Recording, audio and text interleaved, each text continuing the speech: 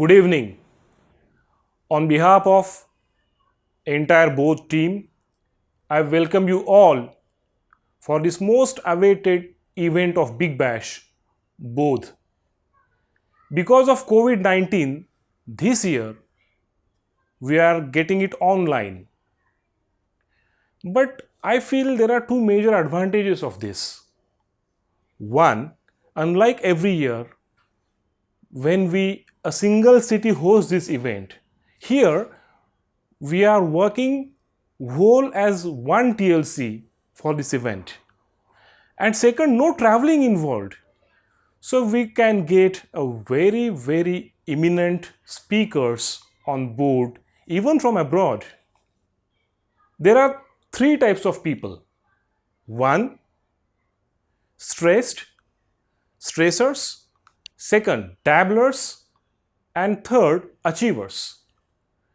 Stressors will decide their goals, will plan their actions, but when they will get a plateau in their curve, they will be stressed out. They will do all stressful activities, but eventually they will find a path towards the goal. Second type of people are dabblers. They will decide their goals, they will plan beautifully, they will execute the actions, but when they will get a plateau, they will simply quit, saying this is not what I wanted.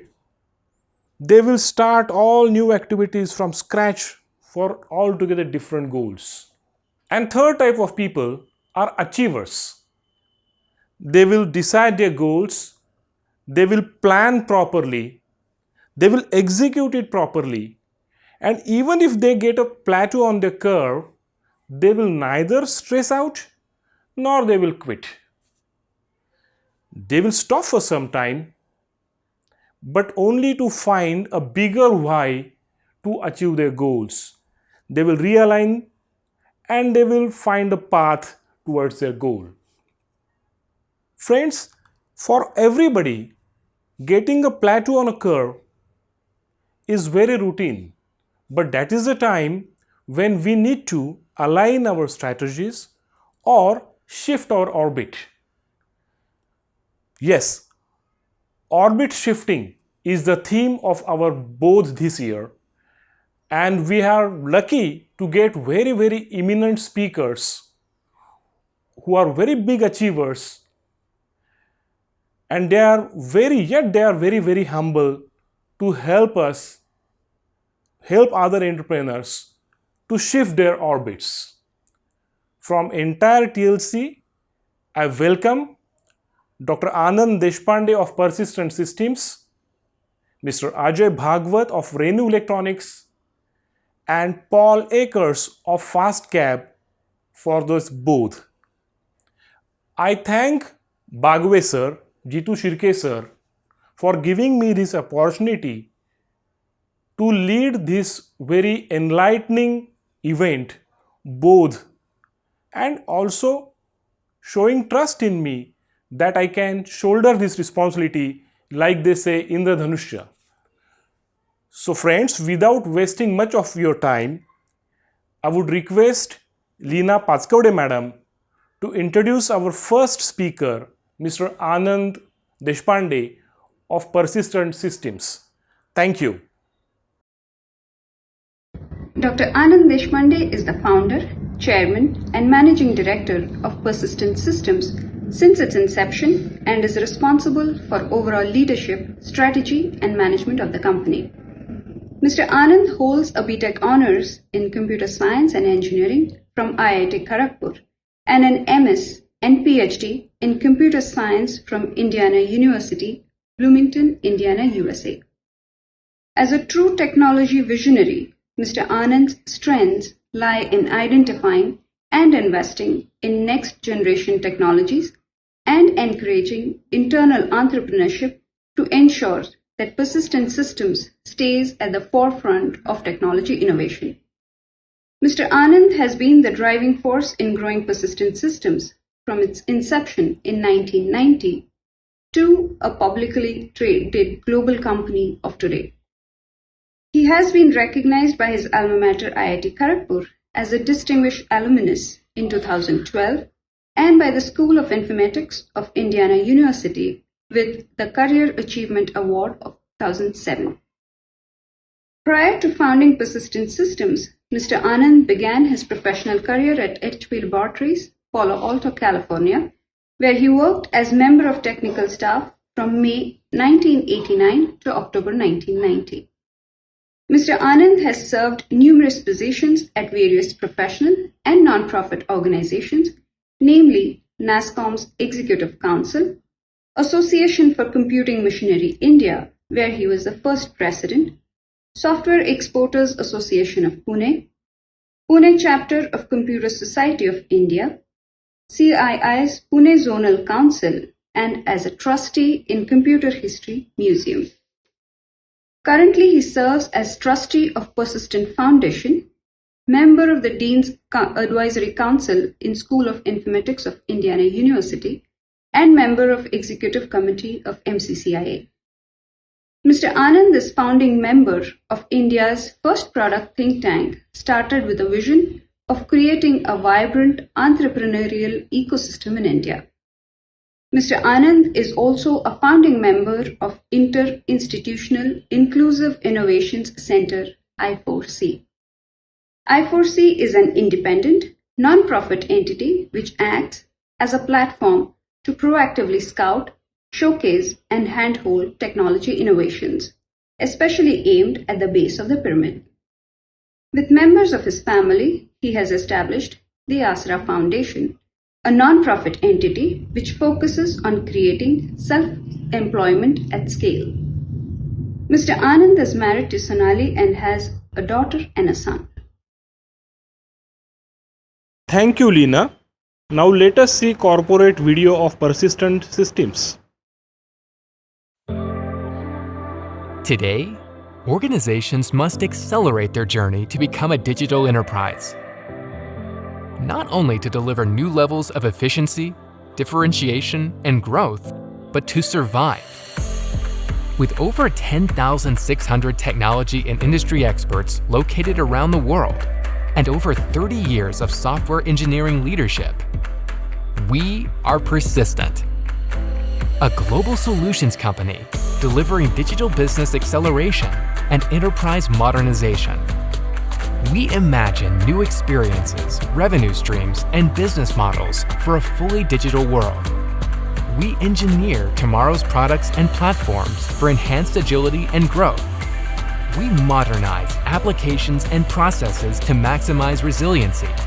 And we manage operations and systems to reduce costs and facilitate growth. We do this all by leveraging our expertise and the latest technologies, including cloud, AI, and automation. Our boutique mindset and enterprise scale, combined with a diverse, open, and innovative partner ecosystem, provide significant flexibility to our clients. We bring together our services, partner capabilities, and industry accelerators to build the right solutions with faster time to market and greater value. We are the industry leader in customer excellence, completely committed to your success. We are Persistent. Get started with us now. Let's welcome Dr. Anand Deshpande to enlighten us with his speech. Good evening, ladies and gentlemen. It's a real pleasure to be talking to you on this great forum. I am really delighted to be here to share with you some of the experiences and excitement about how to grow your business. And I'm going to talk about how to launch your company to the second orbit. But before we get started, let me take this opportunity to acknowledge and really commend Rajendra Ji Bagwe for creating and leading this amazing movement that he started almost 16 years back. This was a small group that started out of Nashik, but I'm really amazed and excited to see the number of people who have been influenced by this great methodology and the fact that all of you are working together to solve each other's problems. So that is really exciting, and I'm really delighted to be here at this forum. Very briefly, I've been working in this area for last 30 years as an entrepreneur, and I have many other activities going on as well. One of them I want to really spend a little bit of time later on is the fact that I run a personal non-profit foundation called Deyasra Foundation, where we are really helping very small businesses, much smaller than yours, to grow. And that is another area that perhaps we have something in common, and we would love to get to work with you on some of these ideas. So this particular workshop, which we call the Second Orbit Workshop, has been done by me and my colleague Ashok Korwar several times now. The first time we did this was in 2009 as part of the NASSCOM eMERGE Forum, and over the last 12 years this has evolved quite a bit. So Ashok, who is my colleague who I have worked with to build this workshop, he used to be a professor at IIM Ahmedabad from 91 to 2001 and has been a growth consultant since then. And a lot of this work that I'm going to share with you today, he has been part of that journey with me. So some of the ideas that we focus on are, I'm going to explain to you how businesses grow and how they tend to, how should you grow your business, how should you think about your business and see how to grow it. So to start with, I want to point out that business growth is not linear. By that, what I mean is that you don't start with a business and it just keeps growing linearly all through the life of the business. Actually, you will find that businesses go through S curves. So you find that you might start with a business, you do a certain things right, and then you might tend to flatten out. And then you have to find your next growth curve, and you have to find your next S and the third S and fourth S. Now, what I have observed is that when you work with a large number of very small businesses, they tend to get stuck in this first orbit. And this first orbit can be where about, people are running about 10 crores or so in their business revenues, or sometimes a little bit more. But it is when the entrepreneur seems like he maxes out. And the fact is, you have to really find your next S curve to be successful, because what works in the first S or in the first orbit actually stops working in the second orbit, and what works in the second orbit doesn't work in the third orbit. So what I'm going to share with you is how does this transition happen from the first orbit to the second orbit. And I hope you will find this relevant to some of your own cases. I do realize that the audience we have today is very mixed and diversified. Some of you are running much larger businesses than these tens of crores. And I know that all of you are in very different kinds of industries. So it is not consistent in that sense. But be as it may, many of these principles that I'm going to share with you are very common and very aligned to what you might see in your particular kind of context. So one of the first questions that people ask me is that when do you know that you are at the top of your orbit and you really need to change your orbit? So one of the things that you will find is that when you get to the top of this S curve, a lot of times you make a certain set of targets, but they seem to get missed all the time. Every customer win becomes a problem. There is a temptation to create new business lines because you feel that your current business lines are not working as well.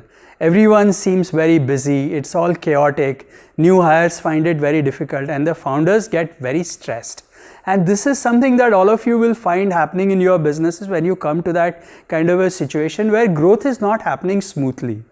And this is something that means that you have reached the top of your S curve, and really you need to do something different to move off your current orbit to the next orbit.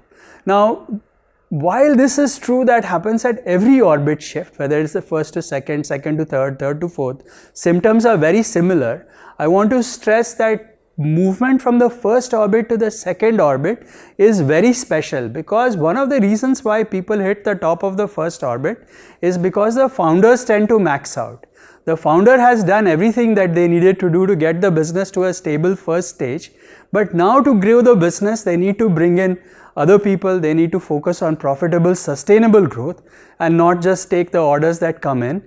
They have to have a steady plan. They need professionals to join the business, and every time you bring in a professional, you'll always worry, what will happen to my business? I have built it so long. How do I bring in a new professional to be a peer in my business? How do you worry about boards? How do you bring in directors? And many of these issues that are very specific to people moving from the first orbit to the second orbit. So what I'm going to share with you now is very briefly, how do you move from the first orbit to the second orbit, and what are the things that you should cover as you move from the first to the second orbit. So now when you are in this situation where you have reached a decision that you want to grow from your first orbit to the second orbit, what exactly should you do and how should you go about doing this? So the first thing you need to do is to create this visualization of where you want to be. And why is this important? How do you do it? So let me explain to you exactly what happens. Typically when you are in a S-curve, you have reached a certain situation. Let's say you have reached a business where you are doing about, let's say, 10 crore rupees per year. Now, when you are trying to plan your next year, there is a general tendency to look at, okay, last year we did 9.5 and 9, 10, let's do another 2 crore more. So I'm looking at a 12 crore plan or a 14 crore plan or some of those kinds of things. And inevitably, you are likely to miss it because of all kinds of reasons that you might find that come in. Now, the problem that is happening is that you have reached the top of your S-curve and you are not growing fast enough. Small businesses at 10 crores should be growing at 50, 60, 100% year on year. How do you make that happen? So to get you to think a little differently and to think of fresh assumptions, the way to go about this process is to first decide, let's say if you are a 10 crore business, let's imagine what your business at 100 crores is likely to look like. Now, when you look at a 100 crore business, you might start to feel intimidated, saying that, I'm only doing 10 crores. How can I imagine a 100 crore business? But if you have an aspiration of being a 100 crore business, it is a worthwhile exercise to sit and decide what a 100 crore business might look like. So you get all your executives or senior people of your room together and imagine what a business at 100 crores look like. So what does your business at 100 crores would look like? And if you are able to visualize that, it is very, very powerful. So the reason you want to do this is that you have to put an aspirational goal of where you want to be, which is an order of magnitude off of your current business. And the reason you want to do that is because your current assumptions, you want to make sure when you look at a business 10x its size, you might find your current assumptions don't work anymore. And unless you stress your current assumptions, you are not likely to find new ways of doing business. So that is the reason why it is very valuable to create a business plan that is 10x the size of your current business size. And that will give you an aspirational goal of where you need to be at that point. And then once you get that, I'm going to show you steps of what you need to do to get to those numbers as you look at your next round of business. And so the first step, again, just to summarize, would be that if you are doing a certain amount of business, let's say 10 crores, look at a business plan that is 10x your size, so like 100 crores. And when you look at your business plan, think about everything that a 100 crore business might look like, which means how many salespeople would you have, how many products would you build, how many teams would you have, how big would your company be, where would you have real estate for it, can you sell it in the Indian market or do you need to go abroad, or what are the other requirements that you might have, how big should the factory be, how many products do you produce. So think about that business at 100 crores with a full idea of what that business might look like. It might look like an intimidating exercise, but it's worth it. You can sit in a spreadsheet kind of a discussion and create these kinds of samples of what your business might look like when it's at 100 crores. So that's the visualization exercise that you can do. As they say, one of the famous quotes from Dwight Eisenhower is that in preparing for a battle, I found that the plans are useless, but the planning is indispensable. So the reason you do this is as you look at your business at 100 crores, you get a chance to visualize how your business might look at 100 crores. All right. So as I said, we discussed what it takes to get from, say, 10 crore business to 100 crore business. Now, when you look at your business at 100 crores, you will realize that there are many reasons and gaps why you are not able to make that. Now, here I find that the theory of constraints that was propagated by Eliyahu Goldratt, who is an Israeli scientist who actually went into business, and he defined this whole theory of constraints, as he calls it, is a very effective way of defining what are the gaps that are holding you back, right? So here what I suggest is there are several books that have been written by Goldratt, and I recommend you take a look at it. The first book that he wrote was a book called The Goal, which is very popular, and it's available all over the place. So it's worth recommending. I recommend reading that book. So what Goldratt says is that in a complex system, the speed or the throughput of the system is constrained by one specific constraint. So there's something that is holding you back from growing, and if you can find that one single constraint that is holding you back, then if you get rid of that constraint or you are able to figure out a way to solve that constraint, then you will see immediate growth to happen. Now, if you are running a business that is a 10 crores today and you want to be a 100 crore business, you might realize that sales is your constraint, or you might realize that production capacity is your constraint, or you might have some other reasons that may be the constraints. So one example of how do you think about these constraints is to say, imagine you are working on a crowded street and you want to drive in, let's say, in Lakshmi Road or some parts of a very crowded street, then the speed at which you can move is not determined by the quality of car that you have, but is determined by who is in front of you. So if you are following rickshaws and small people who are walking on the street or bicyclists, then you are going to go at the speed of the bicycle, not at the speed of the car you might have. So investing in a better car is not going to get you to move any faster. So that's really the point that he tries to make.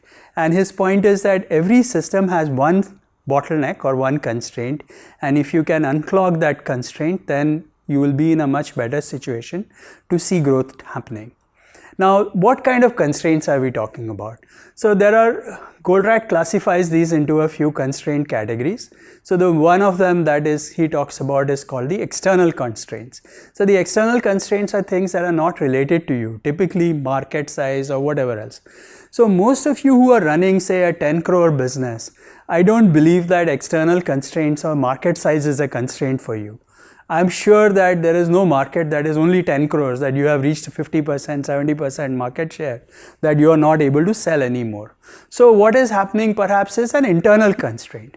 So when you look at an internal constraint, what is an internal constraint? So internal constraints are things where, like for example, if you take a bonsai tree, the bonsai tree is not growing because you are cutting the roots off. So you have created a constraint, that's why it doesn't grow. So now in the context of an internal constraint, there are usually two kinds of constraints. There is a mindset constraint and a policy constraint. So let me explain the mindset constraint first. So one of the mindset constraints that people say is that if I'm not Shah Jahan, how can I build the Taj Mahal? Okay, so this is a mindset constraint. So I'm not Shah Jahan, so how can I build Taj Mahal, right? So I am not capable of doing this. I have nobody in my family has ever run a business. How can I run a business that is any bigger than this? I am used to running a 5 crore business. I'm happy. Nobody in Sangli has done a business which is more than so and so. So I cannot do anything more. So these are constraints that you have created in your own mind that are slowing you down or are stopping you from getting to wherever you need to get to.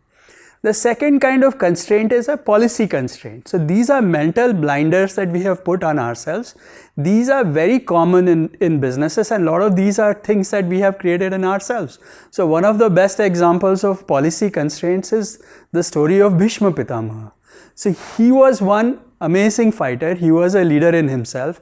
If he had decided and he had agreed to being on the throne of Hastinapur, we would not have had Mahabharata.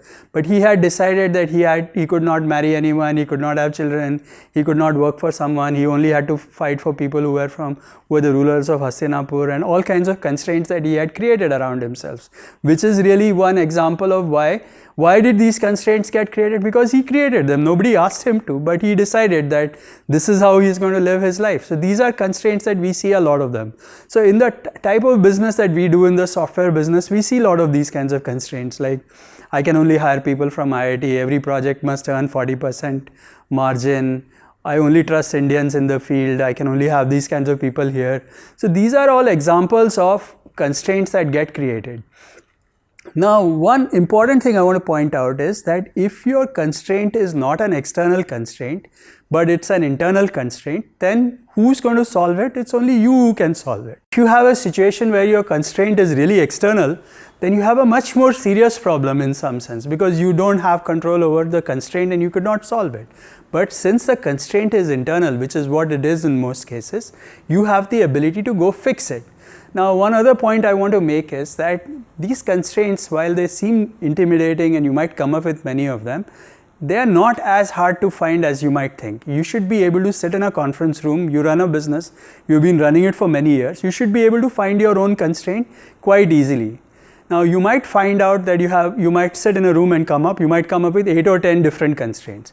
The goal is not to have more than one constraint. So you have to eliminate those that are not important or focus on that one constraint that is going to solve that problem. Now, one way of thinking about constraints is to think about it in the following way. You will find that you have many different constraints or a single constraint. Let's say you say that sales is a constraint. And then you say, okay, if I add 2 more salespeople, maybe I'll get moving. Now the question is, why add 2? Why not add 20? Well, if you say, if I have 20, then I cannot deliver enough products, then maybe the product is a constraint or your factory may be a constraint. So think about those kinds of constraints where if you do something right on it, then it should be able to grow your business 10x or 1 magnitude higher. So you need to identify your constraints, and constraint identification is an important aspect of where you need to go next. Okay, now that you have found the constraint, what do? Constraint is also a lever, so it helps you find out how to get growing after that. So constraint is a very important thing to know, and it's not a bad thing to know your constraint, because once you know your constraint, you also know a way to solve it. Now, Goldratt, what he says in the context of how you address this constraints is that first step, you identify the constraint. In the second step, you must squeeze the most out of that constraint. What does it mean to squeeze the most of the constraint? It doesn't mean so let's say you have salespeople, sales productivity or salespeople is your constraint. So what it says is the second step is don't go hire more salespeople yet. Make sure that your current salespeople are producing as much as they can. So if they are spending half their time doing things which are not relevant for sales, let somebody else do that. So squeeze the most out of that constraint. So squeeze the most out of the current salespeople that you already have. Don't use them for anything else. Once you have figured out how to do that, then subordinate all your resources to that constraint. What does that mean is that you bring all the people that you have in the company to help that salesperson to do their job better. Finally, once you have figured out how to do that, then you elevate the constraint, which means you go hire more salespeople to address your problem and then repeat. So after you have done this, you might find that you have kind of gone through this and you now have covered your constraints, you have solved your problem, and then you might find that the next constraint becomes the important reason to go after it. So this is an exercise that I found to be very useful for small businesses, and many of you who are at 10 crores, if you are able to put your business at 100 and think about what is holding you back from getting to 100, it might help you solve how to get there as well.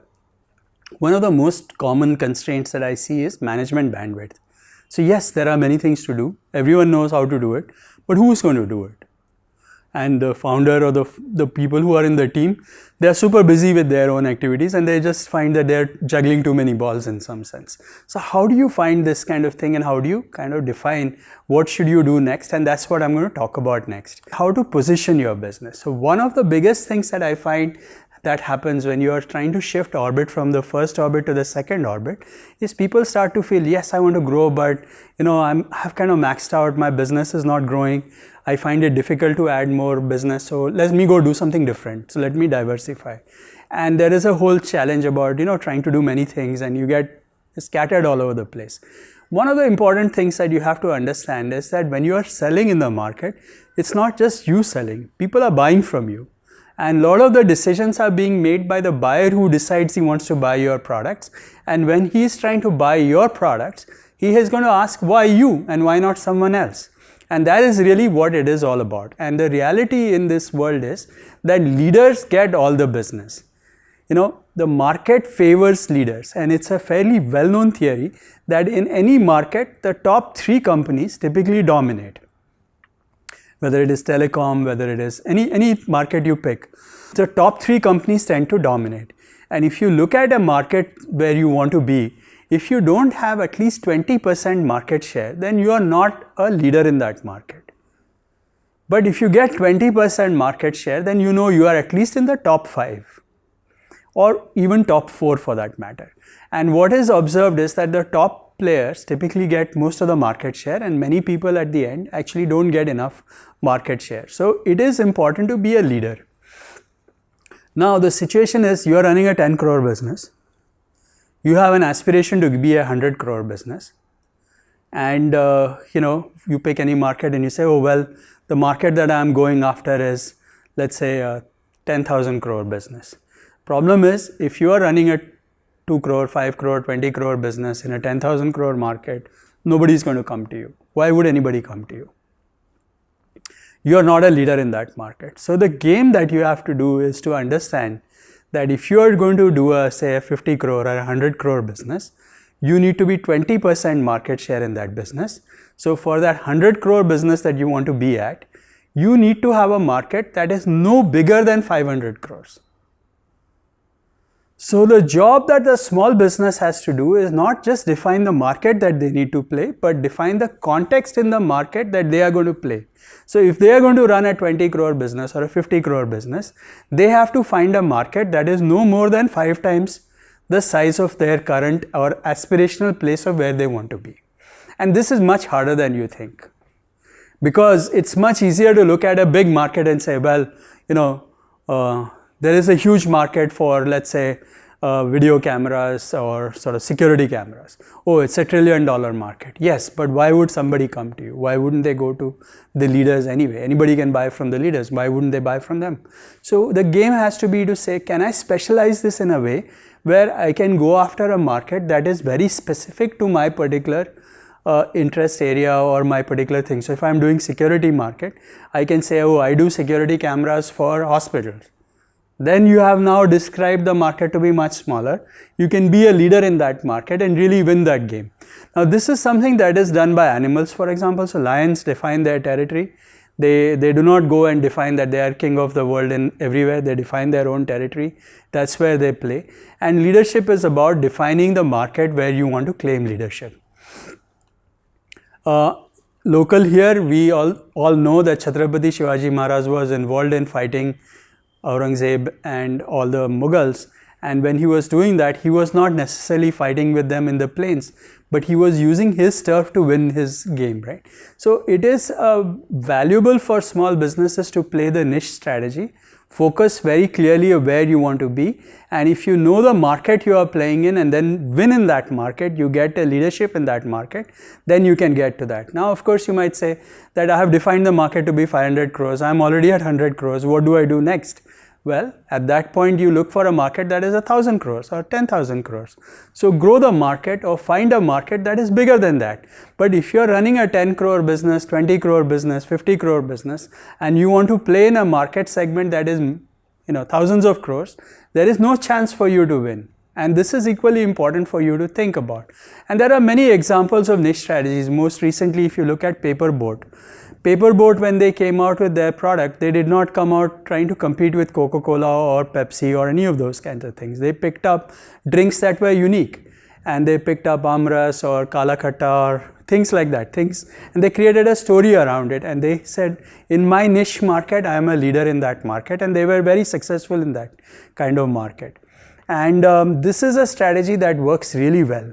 I want to share with you a few examples of people I have worked with who have tried this strategy and really worked with very well. So I had a chance of working with some group from the Printers Association of Mumbai, and one of the guys was trying to do printing, and he realized that, yeah, printing is printing, everybody can do printing, but it's not very differentiated. So he decided that instead of just doing printing, he created a specialized way of printing, saying that I'll print visiting cards, stationery, badges and other things that you might need, that you need on the first day of work.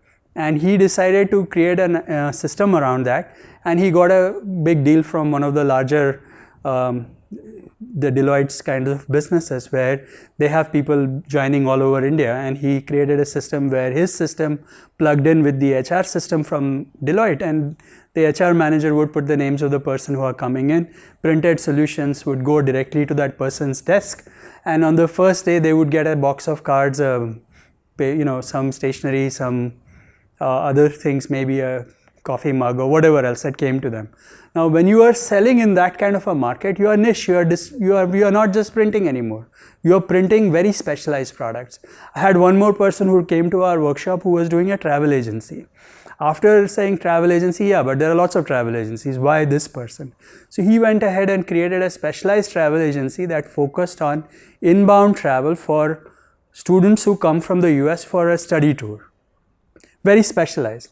Now that he knew that that was his market that he was going after, he was able to convince his market now became, I need to go make sure that every university that has a travel to India program, there is one coordinator on it. I must know that group of travel coordinators, and if I am connected to them, then I get the business from them, and I'm not just a travel agent, and I can charge a markup, I can do a premium, and I know exactly how this works. I can set up the arrangements for you, and you can do a full package of saying, no, I'll give you travel, bus, tour, everything in one place.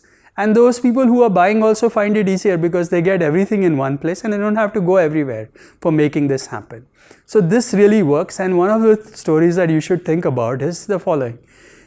If you have to catch rabbits, and if you chase 2 rabbits, you'll catch none of them. So you have to pick one rabbit to go after and really catch it rather than going around all over the place. So that is really the reality of how you need to position yourselves for doing what you need to do. A small business cannot succeed unless it is focused.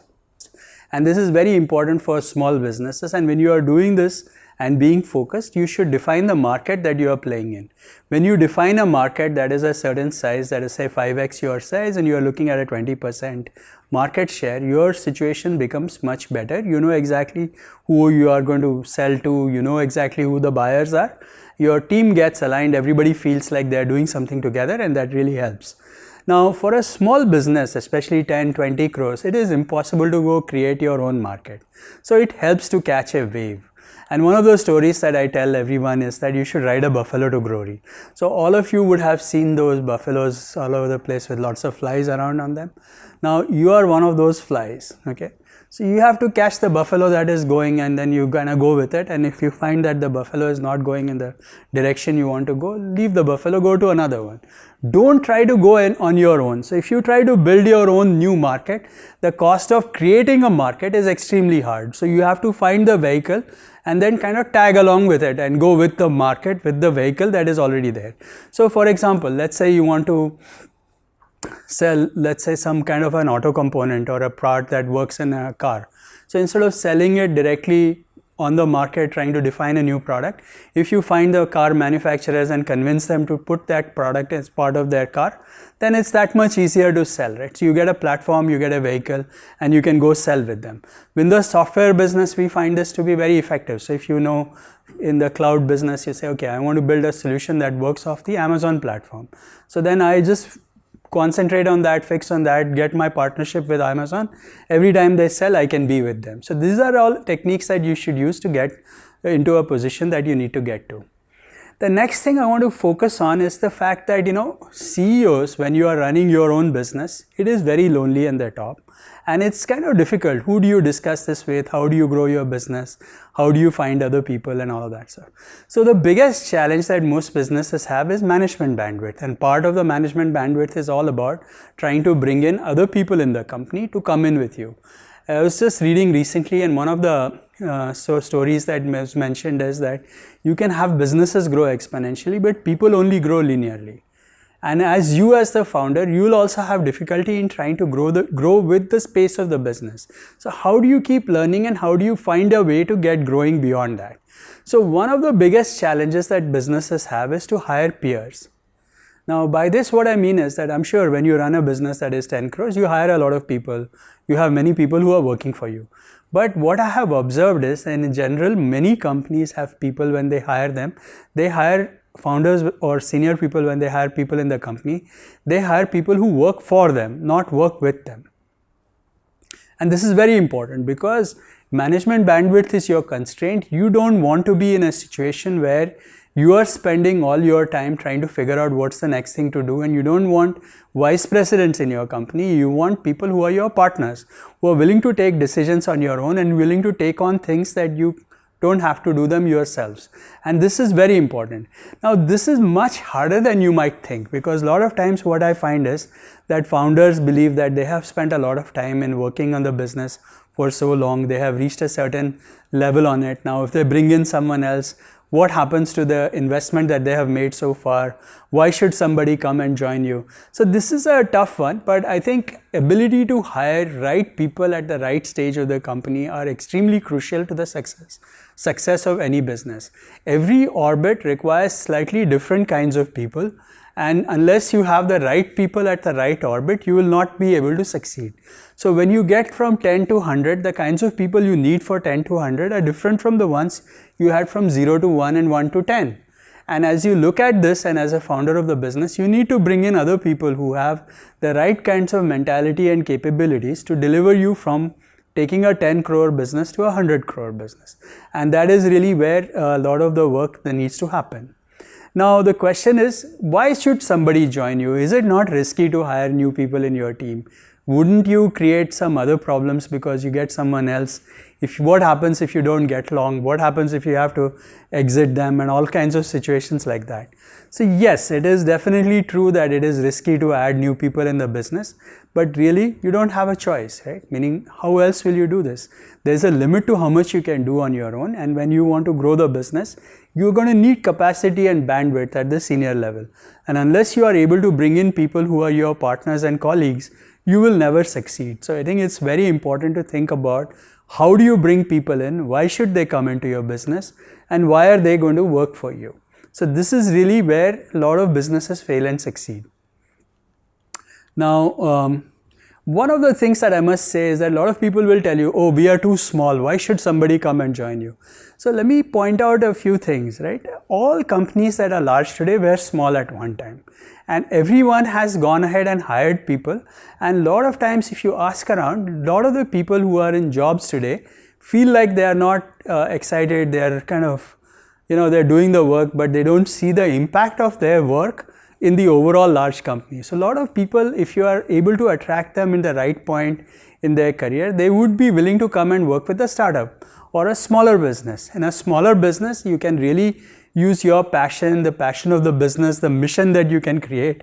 Those are things that are very attractive to individuals. So if you are able to create a mission that says, this is really why I'm going to go after this, then this is a very effective way to do it. Growing a business can be thrilling. You can create wealth in the future.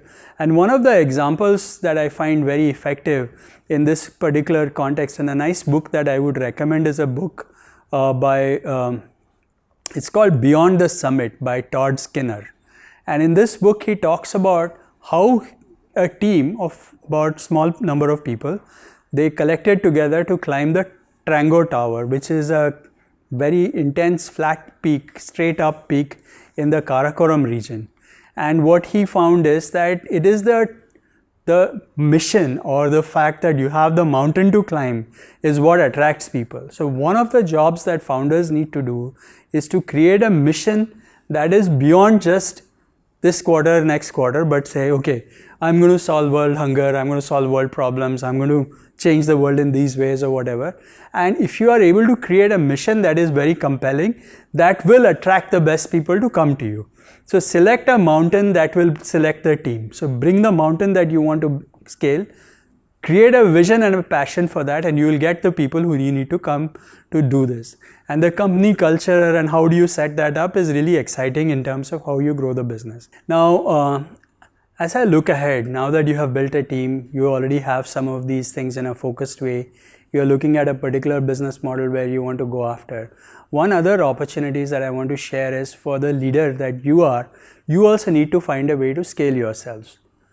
Because if you are growing from 10 to 100, you have brought the company from 0 to 1, 1 to 10, you have particularly may have reached a certain level of capabilities that you need to expand and grow on further. So in this context, one of the things that you need to do is, while you hire peers, you also need to hire mentors. And you need to find, I shouldn't say hire mentors, you need to find mentors. And here I think the TLC has done a phenomenal job of finding you mentors amongst each other. But this is an important activity, and then you need to find a way to get mentors who will be able to mentor you to the next level. And mentoring has to happen not just for the business, but for the founder as well. Now, one other opportunity that many of you can take advantages of is to create a board. So many of you who are running very small businesses tend to ignore this opportunity that you can have of creating a nice board and helping you to grow your business through a board. So I highly recommend most businesses at this size, 10 crores or more, to start thinking about creating your own board, which is a formal board with some independent directors as part of your board. So when you are selecting independent directors, select independent directors who can commit time, who have the expertise to align with the needs of the business, are passionate about your business, and not just relatives or other friends, because you really want them to work together. Now, one of the important things to look at when you create a board is to make sure that the board is one team. So if you look at a cricket team, you have a wicket keeper and 5 bowlers and 5 batsmen. So when you're doing a board, you must make sure that the composition on the board table is balanced. So you need to have someone who understands sales and marketing, someone who understands production, someone who understands finance, legal, depending on your business, 4 or 5 aspects of it, you need to bring everyone on the table who have expertise on different areas of that business. Typically, I would recommend that a small board should have maybe 1 or 2, not say 1, but at least 2 to 3 independent directors. Having 1 is always a little dangerous because, sometimes what happens is that if you get 1 external person, then everyone starts to sort of go after only one person's point of view. So having a little balance is important. So at least 2 independent directors is what I would recommend. Now, where do you find these directors? Actually, this is a little bit of a thing, but if you go to LinkedIn and search for, mentors or advisors or things like that, you will find 5 million, 6 million people who are willing to do it. But in general, if you talk to any person who is working in companies, most of those people are already, feeling like, oh, I should do something in a startup. I wish I could be working in a smaller business. I wish I could be making a difference. So you'll find people who are willing to join you. So someone who understands your customer network. So if you're selling to hospitals, for example, in that case, having someone who is a buyer in a hospital or who has retired as a buyer in a hospital as a board member can give you a bunch of insights and also can give you a network of friends and relatives, or rather give a network of other business hospitals all across the place who might be willing to buy from you.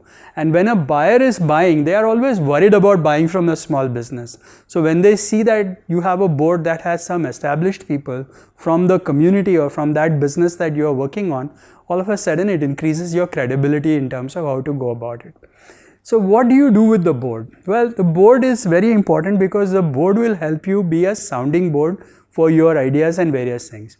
So what happens is that as a founder, you are used to being the boss and you decide everything on your own to some extent. There's nobody to ask you a question and you are lonely, you don't know where to go. So board is a very good place for doing these kinds of discussions. So you can get a chance to put up what your plans are for the next few quarters and you can then evaluate them. The board can evaluate if you got it right or not.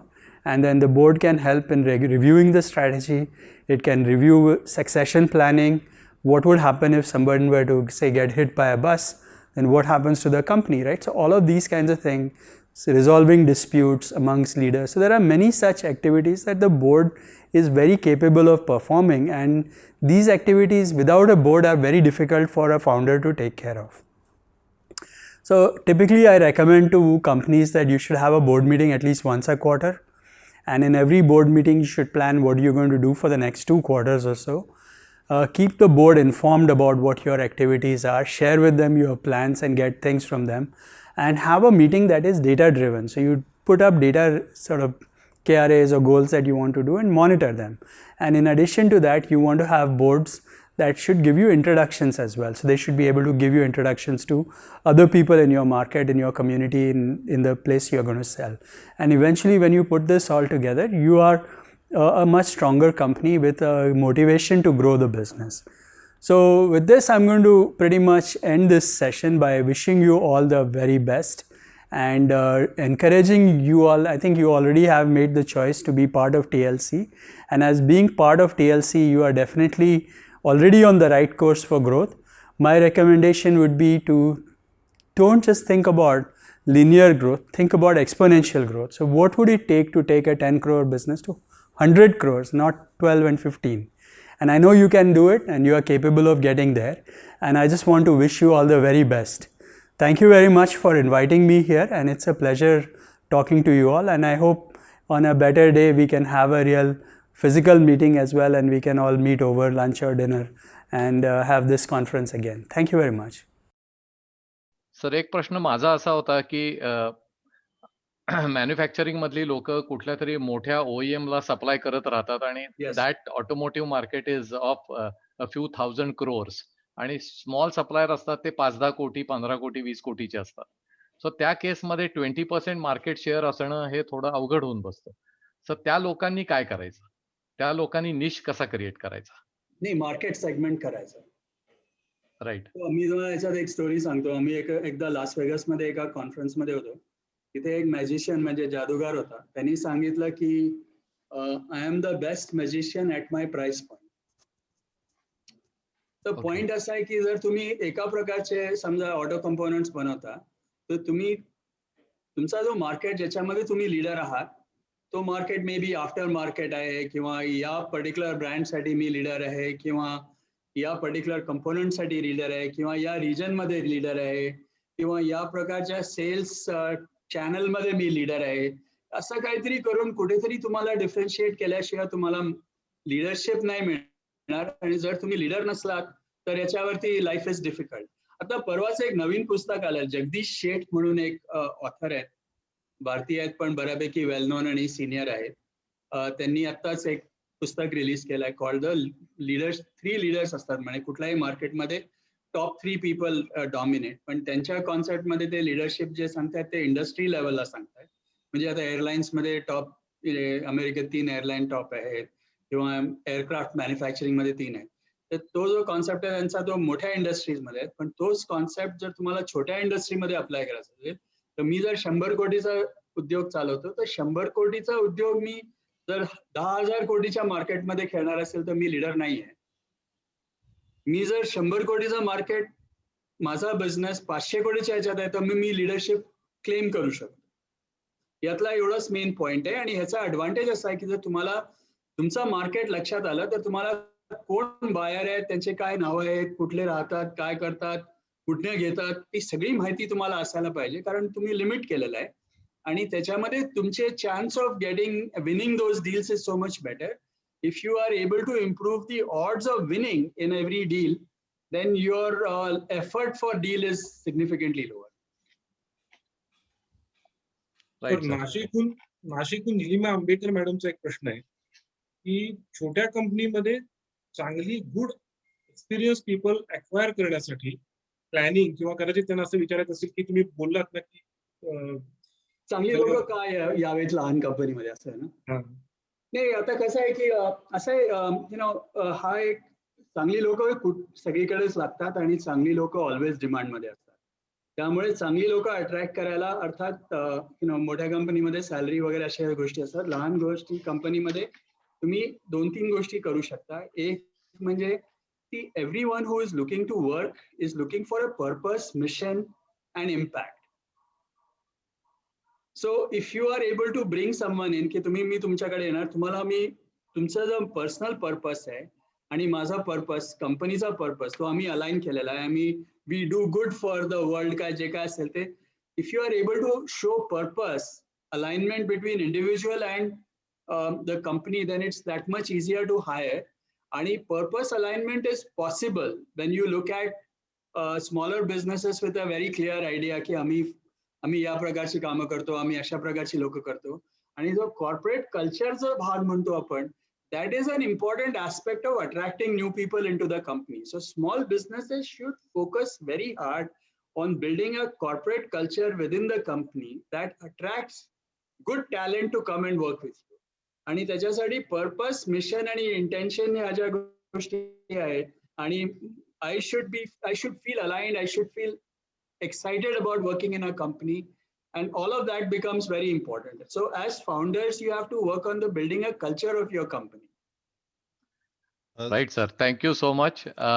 Sanjay, आपल्याला टाइमच्या अभावी मी आता session सरांना hand over करतो कारण सरांना summing up करायचं आणि वोट ऑफ थँक्स द्यायचे. Over to you sir.